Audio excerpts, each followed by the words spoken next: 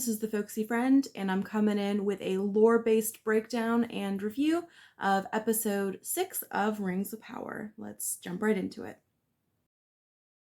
So we have Adar planting some seeds in the ground here.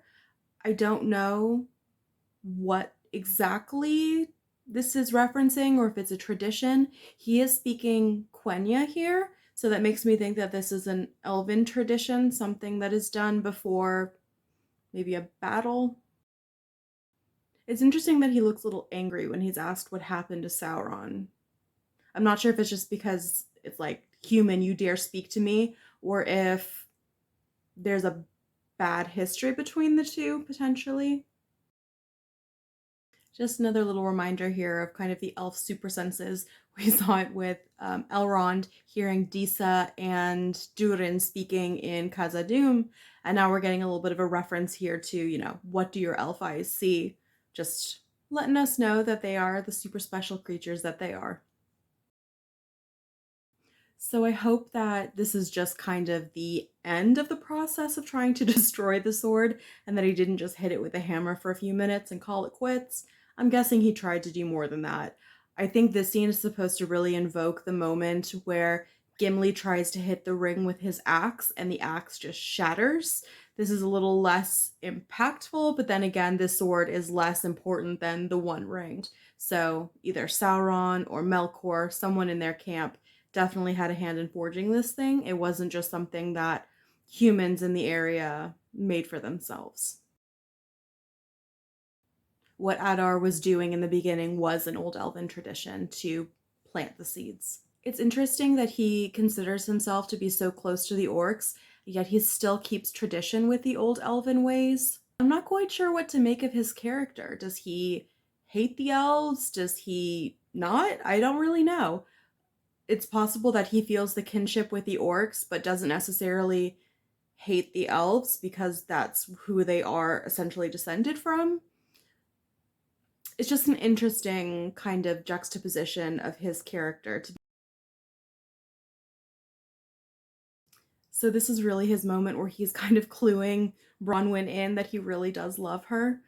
I kind of mentioned in the past episode, with his actions, the way he's touched her shoulders, he took her hand, that is essentially proposing to an elf. They are not physical creatures. Like, they don't touch people. Again, if you think back to Haldir, just before the Battle of Helm's Deep, when Aragorn hugs him, he's almost like horrified because elves just don't physically interact really that much. And interestingly enough, after they're out of their childbearing years, which is only a few years really after they get married, they just don't really touch anybody anymore. So for him to kiss her, yeah, he's locked in. She's the only one he's ever going to love. And it's kind of sad because ultimately she is mortal. She will die. So at that point, Arondir kind of has to choose. Is he going to continue living in heartbreak? Will he go to Valinor? Will he allow his soul to leave his body and end up in the halls of Mandos?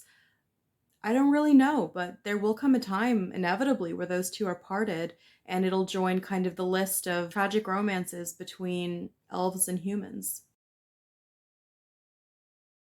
I understand that Galadriel has a very strong drive, like, let's get to the Southlands right now. She knows that the orcs are messing with the humans, stuff is going down. It's just the way the stars align and the Numenorians just so happen to show up on the very day at the very hour of their need.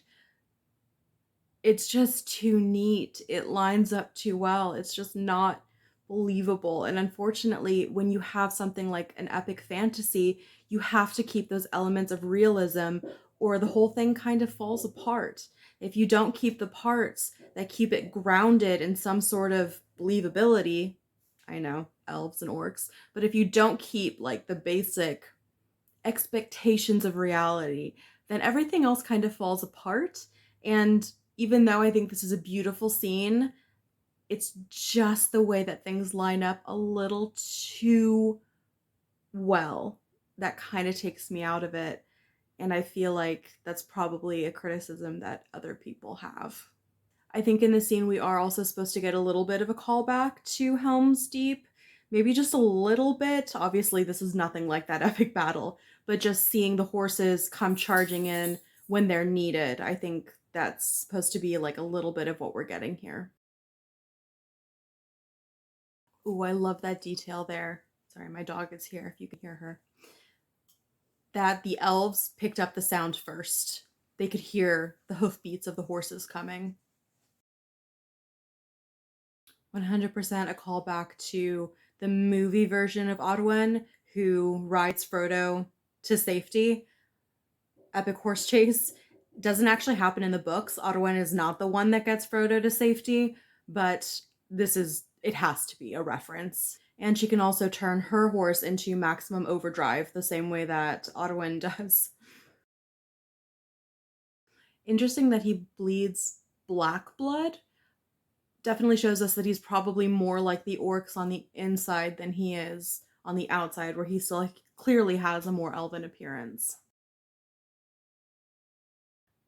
At this point, I feel like Halbrand is not Sauron. I feel like he is a red herring. The anger that he felt when he wasn't recognized, it could just be that whatever Adar has done to anger him, he's upset that that is not remembered. Or it could be the kind of, what do you mean you don't remember me? I am your lord and master. How dare you? It could be both, but I feel, and I could be wrong, I feel like he is a red herring. Definitely when he said after the defeat of Morgoth, referencing the end of the War of Wrath, then saying that Sauron tried to kind of unite and heal the world, I'm guessing he means like from the perspective of an orc, really tried to bring things together. What's interesting is the not power of the flesh, but over flesh, which makes me think that he is thinking about the rings, that maybe Sauron had the idea to craft these rings. If you remember, there were a multitude of magic rings.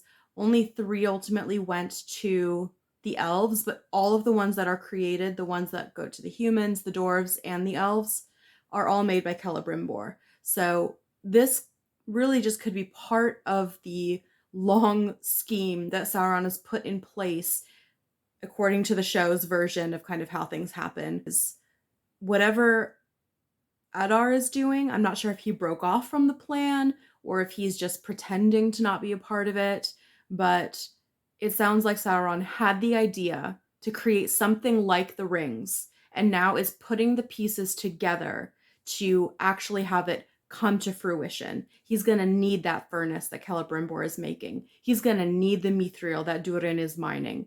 And whatever the orcs are doing, I'm not sure if it's a part of it or if Sauron kind of struck out on his own in his disguise as Anatar, the elven bringer of gifts, and he's working behind the scenes.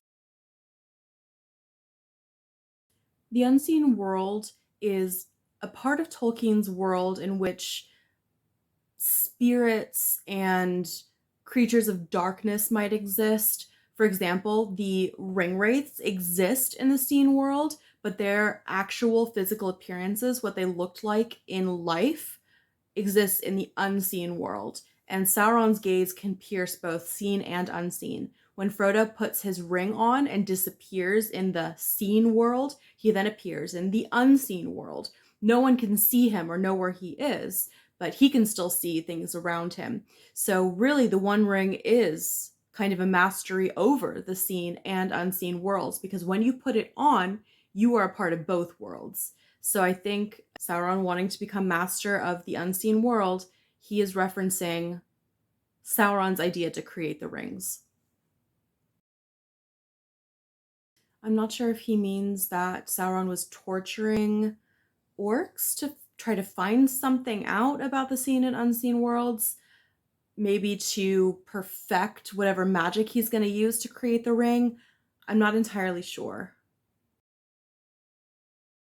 It's possible that he thinks he killed Sauron and Sauron used that opportunity to go kind of deep cover, maybe, like I'm theorizing, and become another identity and then put his plan into place.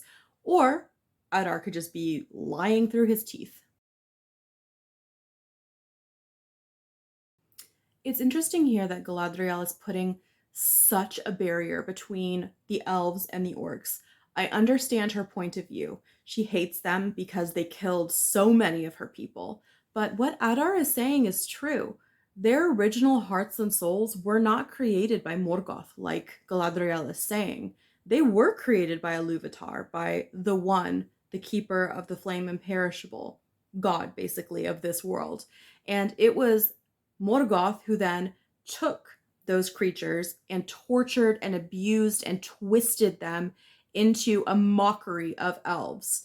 The reason Morgoth did it was kind of to spit in the face of his creator because they were feuding big time. We'll get into that in another video. But what is interesting, I think, is her absolute refusal to accept that orcs come from elves. I wonder if she can't accept it because the reality is just too painful. So she created this kind of divide in her mind, or if this is again an unfortunate depiction of her in the show that she's just not thinking things through. I hope it's the former and not the latter. No, no, I am officially irritated. This obsession with vengeance against Sauron and his orcs to this extent makes no beepin' sense for Galadriel as a character.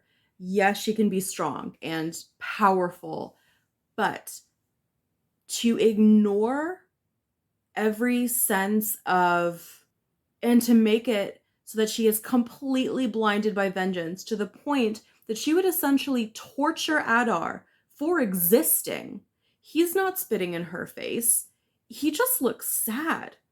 And the idea that she's essentially telling him that what happened to him was his fault so that he has to suffer and watch all of the other orcs die purely because she knows it will cause him pain, that is absolutely not within her character.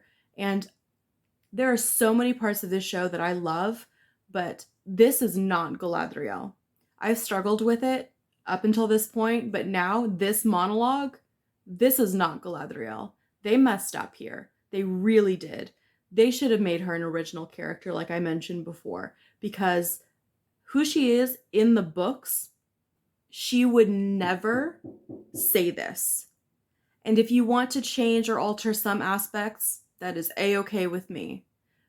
But this is not changing or altering some aspects of her story, of her origin. This is changing her on a fundamental level and making her a different person. They slapped the name of Galadriel and a little bit of the backstory on a character that is not Galadriel.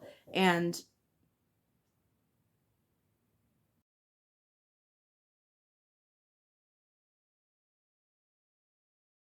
she's also making it seem like he is the one that basically created all the other orcs. And as I mentioned in the kind of explanation of how orcs are created, I highly doubt he is the one and only man that is fathering every single orc baby that is out there. I don't think that's statistically possible.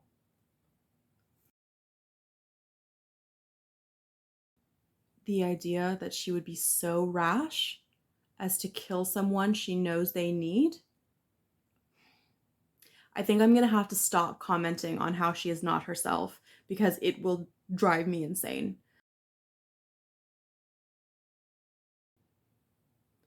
If that was a confession, I will stop watching the show right now.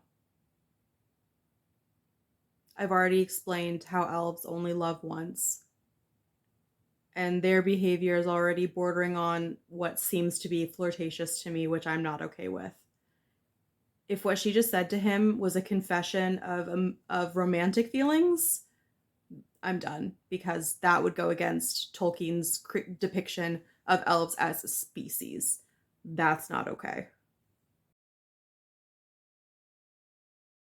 Okay, I love here that they're showing how tall Miriel is. Like I kind of mentioned when I talked about Numenor, the Numenorians are supposed to be tall. So tall. In fact, Elendil is known as Elendil the Tall. They're all very tall. He says tall like 500 times. So I like that when we see Muriel stand here with Bronwyn with her. I know Bronwyn's not the tallest, but Muriel is clearly heckin' tall. Once again, I just don't know how I feel about the kind of recycled Aragorn plotline. I wonder how they're going to use him after this.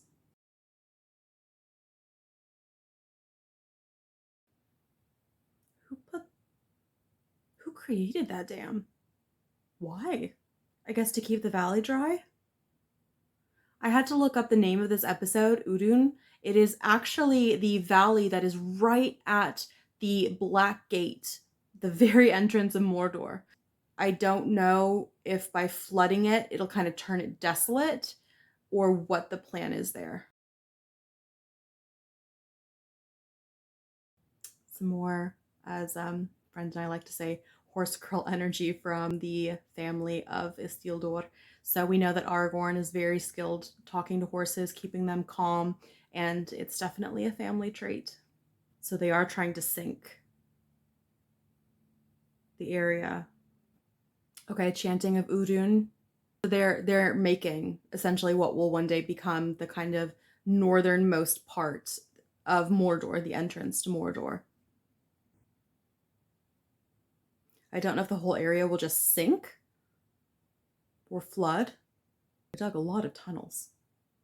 Little meerkats. There's that giant chasm they built. Oh, that's Mount Doom. This is clever. Oh, wow. Okay, this was brilliant.